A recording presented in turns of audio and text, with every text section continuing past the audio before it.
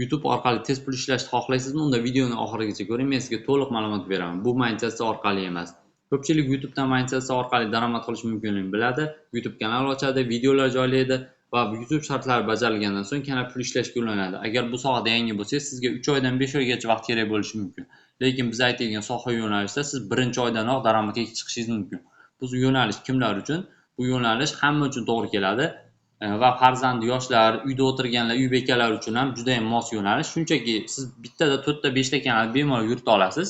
Kunlik videolar qo'yib, joylab borsangiz, shunchaki obunachilar yig'iladi. O'zbek auditoriyaga mos va siz kanalni sotish orqali daromad qilasiz. Hozirgi kunda 1000 ta obunachilik kanal narxi 200 ming so'm bo'lib turibdi. Shunaqa kanaldan 5 ta yig'sangiz 5000 ta obunachi 1 million so'm. Bu haftasiga juda ham zo'r natija. Bu qanchalik tez yig'ishingizga bog'liq.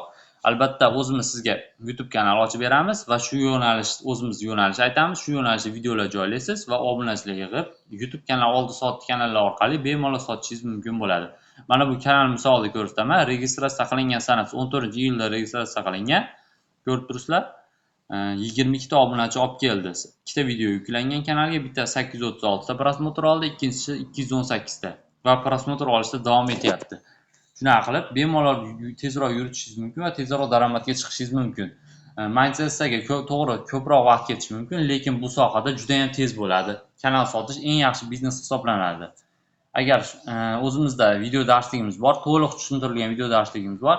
Agar xarid qilmoqchi bo'lsangiz, kommentariyada plus qoldiring, kurs so'zini yozib qoldirsangiz, o'zimiz sizga aloqaga chiqamiz va narxlar bilan tanishtirib o'tamiz. Narxi arzon, bemalol murojaat qilishingiz mumkin. Rahmat hammaga, sog' bo'ling, salomat bo'ling.